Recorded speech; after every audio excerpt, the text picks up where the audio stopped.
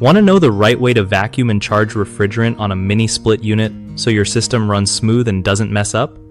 Alright, so first off, you gotta make sure you're using the right tools, like a good vacuum pump and a manifold gauge set made for R410A refrigerant. Start by hooking up your gauges correctly and vacuuming the system to pull all the air and moisture out. This usually takes at least 30 minutes to get a solid, deep vacuum. Don't rush it because moisture in the lines can wreck your compressor later. Next, when charging the system, always add the R410A refrigerant as a liquid, not vapor. That's super important, since vapor charging can mess with the blend and cause your system to run wrong or even damage it. Keep an eye on the manufacturer's specs for how much refrigerant to add, and add it slowly so you don't overload the unit.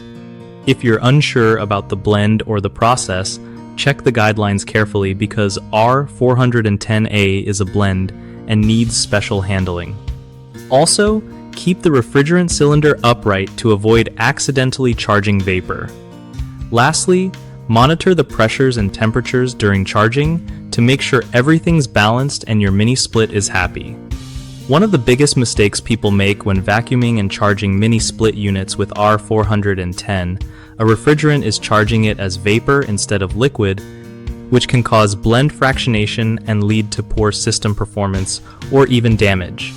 Fix this by always charging from the liquid phase side of the cylinder and keeping it upright. Another common issue is not pulling a deep enough vacuum, which leaves moisture in the system and leads to corrosion or freezing. Make sure you vacuum for at least 30 minutes and verify the vacuum level before charging.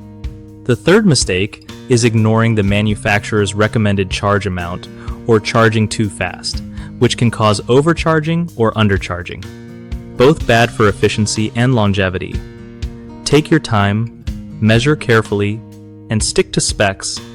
BigHomeProjects.com is awesome for homeowners who want to find trusted local contractors who really know their stuff when it comes to HVAC work like mini splits.